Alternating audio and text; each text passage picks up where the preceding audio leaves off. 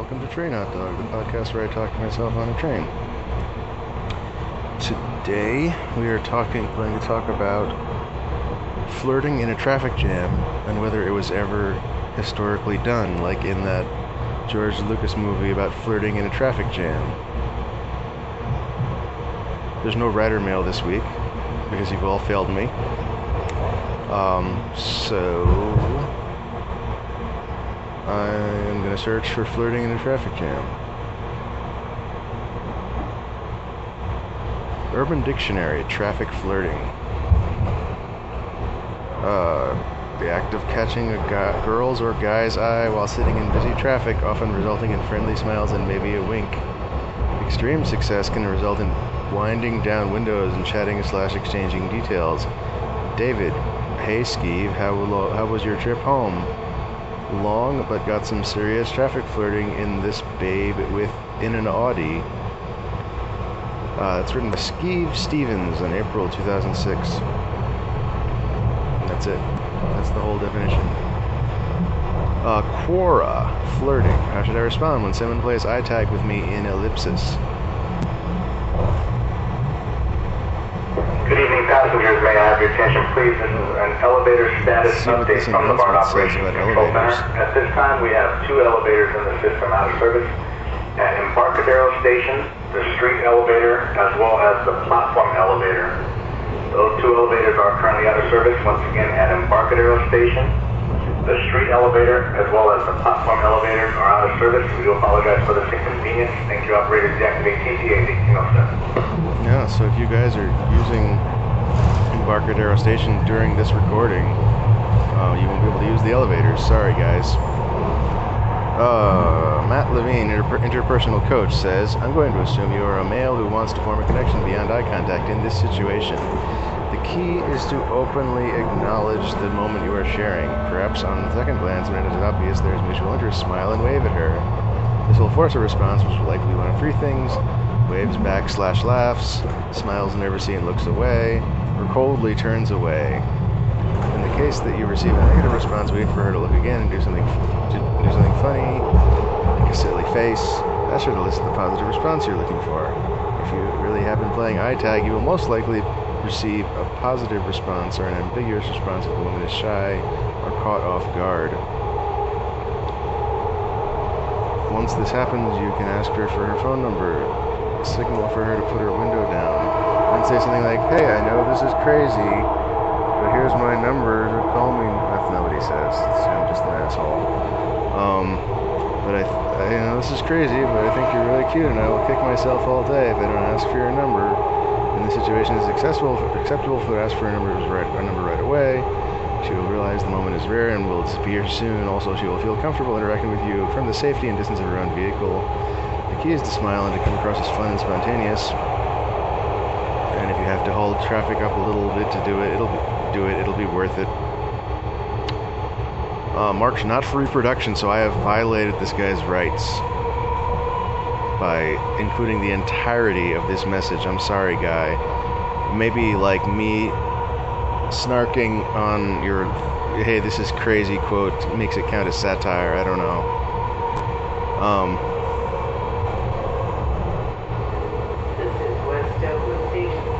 More answers below. Related questions. How should I respond if someone seems like she's flirting with me? I see girls making eyes at me occasionally. What's the most appropriate word? There's nothing about traffic in here. One stop means go. Flirting at the traffic lights. Flirting in traffic. Flirting with the forbidden. Finding grace in a world of temptation. Flirting in faith. My spiritual journey from atheism to a ellipsis.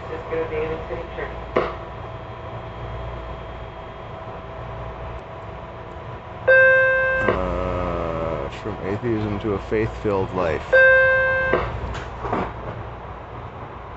Oh, this isn't just actually talking about flirting in a traffic. Okay, flirting in a traffic jam. George. Yeah. George Lucas. Oh, this is topical because of the new Star Wars movie. Spielberg, Lucas, Iconic America, NPR. Marin Wars. George Lucas keeps trolling NIMBY neighbors. Okay, I'll read that.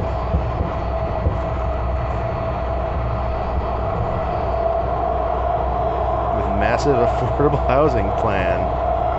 Visionary creator, Star Wars creator George Lucas is no stranger to drawn-out episodic battles. Most recently, the filmmaker who was spurned by the Bay Area when the Presidio Trust rejected his illustration museum, which might these days be a particularly stinging blow because he hasn't been able to stick a landing in Chicago. Okay, there are like words here and like allusions to political events I'm not paying attention to. But Lucas was first bested by his Marin County neighbors over plans to build a massive Lucasfilm studio on a Skywalker Ranch property. After the 15-year feud, Lucas pulled the plug on the idea in 2012. At the time, he made a vague but ominous threat on the land where a studio could not be built due to the opposition of NIMBY neighbors. He would build affordable housing, the Marin County equivalent of a Death Star. Now, reports see he's making good on the plan. The 70-year-old billionaire has just filed a proposal for 224 units on land next to his home, 122 and 3-bedroom homes for low-income workers, and 104 residences for pensioners. It would be one of the largest affordable housing projects in the Bay Area. Also in the plans, a community center and pool, an orchard, and a farm or garden.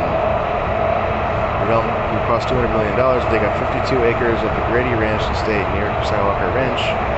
Lucas plans to pay all the costs himself, which will allow him to choose who lives there and to complete construction by 2018. What's $200 million to a guy who's pledged to give away more than $2.5 billion? In 2010, Lucas took Bill Gates' and Warren Buffett's giving pledge to donate half his fortune, which Forbes puts at around $5.1 billion.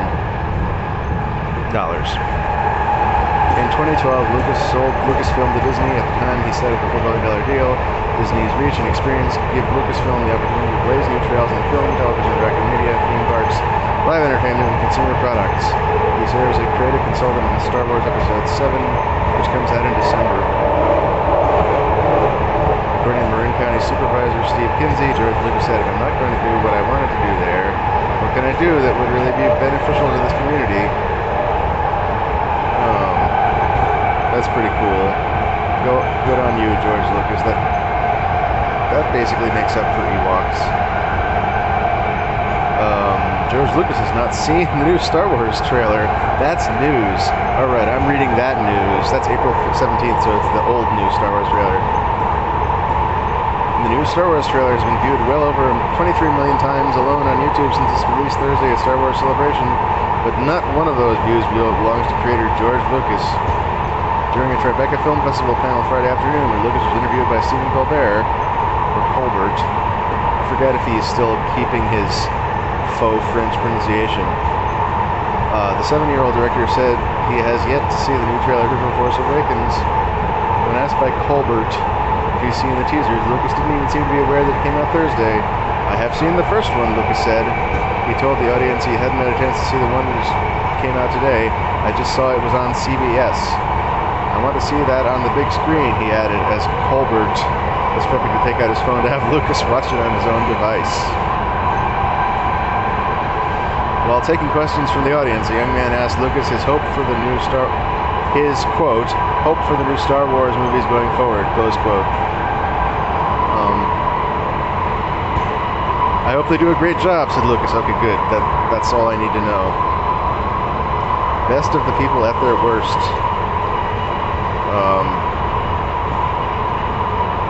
Shirang Dixit's reviews, Letterboxd.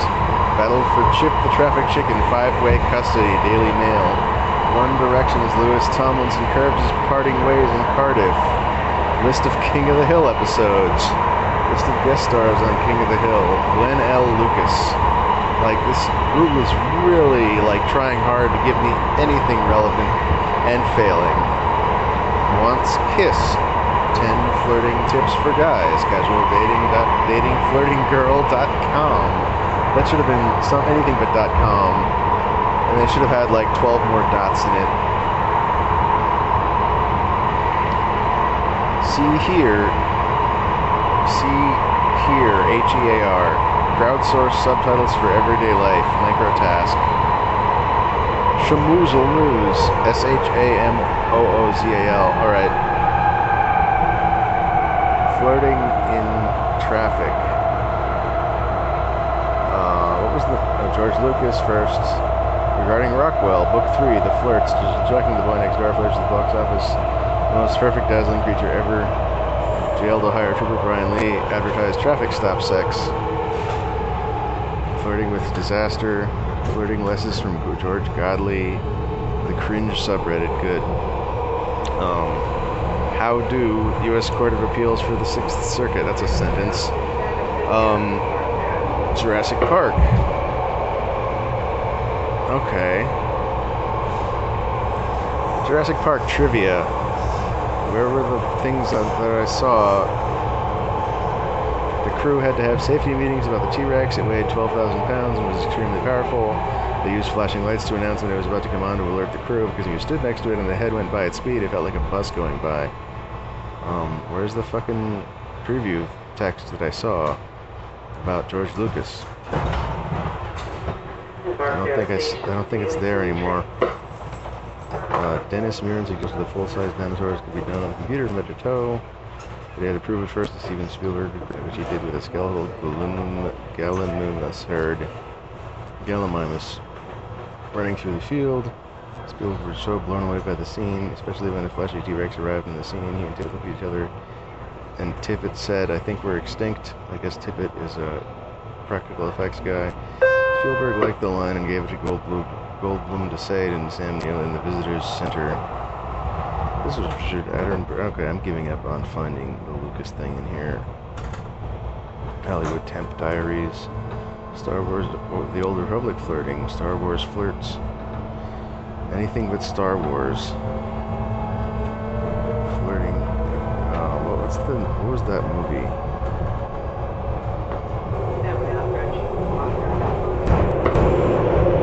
Okay, I'm gonna have to fucking just search for George Lucas IMDb or something to find this thing.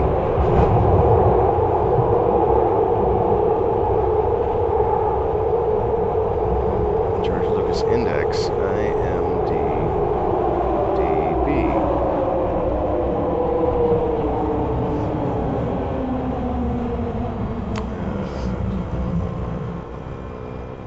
They really hide the movies themselves. Okay. Director. Montgomery Street Station, Daly City train. American Graffiti, that was it.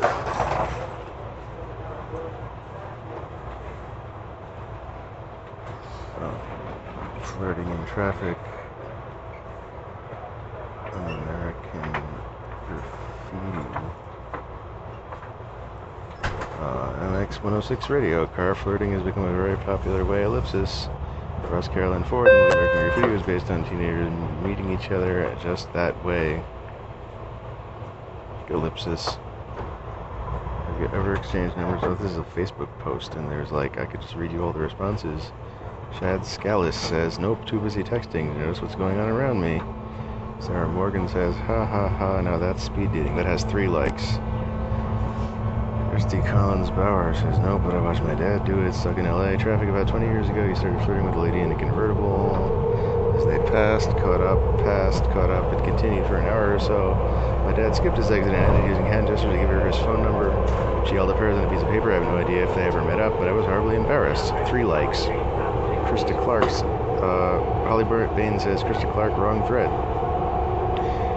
I've had guys try to give me their numbers while sitting in traffic. I thought it was kind of creepy." Carissa Simmons Patterson says, no lol. See translation. Alright, translate that for me. Okay, it's automatically translated in lol. Okay, good to know. I don't know, it doesn't say what language that was though. Michael Dyson says it was called The Drag on Main Street. Okay. American Graffiti. Ebert liked American Graffiti apparently. The classic drag stockings, Miracle Mile, Cruising Past rekindled.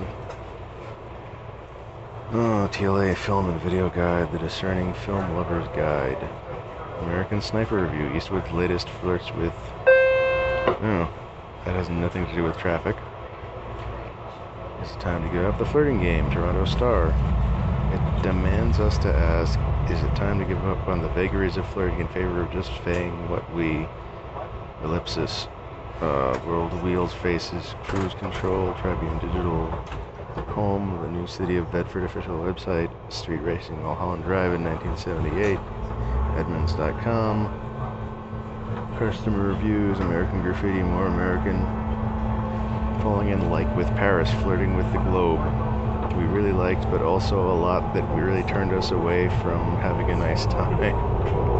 I think part so much beauty and history covered in graffiti, member of the travel blog Traffic Exchange. American Sniper again. Elevators at Embarcadero downtown San PDF. Francisco Street and More about elevators, good. Street elevator at 65th. I'm now Hey, 621. good looking film. Hey, good looking at the 1982 American adult animated comedy of age comedy. Several African American animators, including graffiti artists, were hired by their characters to act when the cameras were off, including flirting with an actress. Tampa Bay Hot Rods, Hotspot, Town of Griffith, City of St. Paul, Minnesota, official website, SPPD in the news, Ohio Trooper advertised traffic stop sex. They really want me to read that article about the Ohio State Trooper, but I am not having it. Tehran Travel Guide. Los Angeles cruising enthusiasts gather despite roadblocks. To be good is not enough, falling short of genius. 9 American habits I lost when I moved to Germany. Alright, let's see what that is. We begin the slideshow. View single page. That's the... No, there's a pop-up.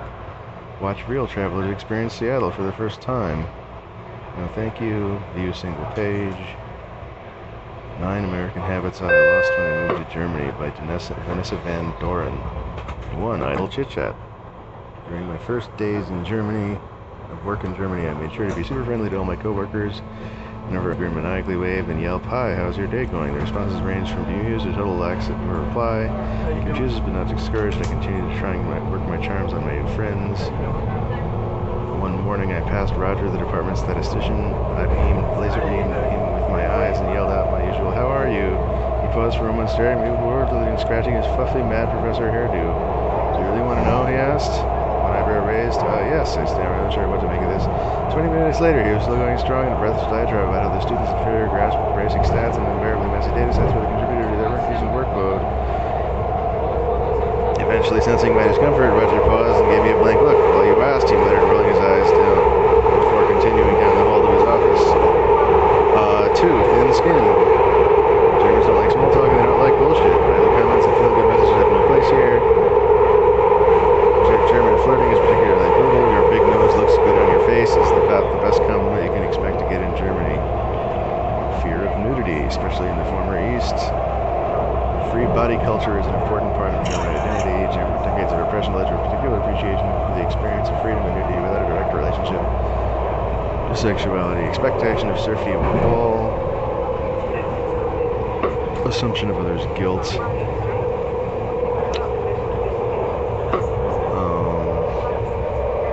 Frenetic pace, work above all. Rule breaking. Buying on credit.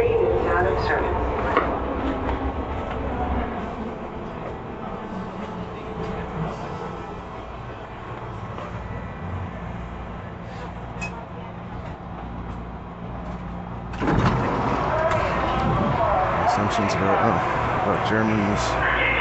Okay, that's the whole article. A good thing too, because I'm here. I will talk to you guys next week if I'm still alive after Indicate. In the end.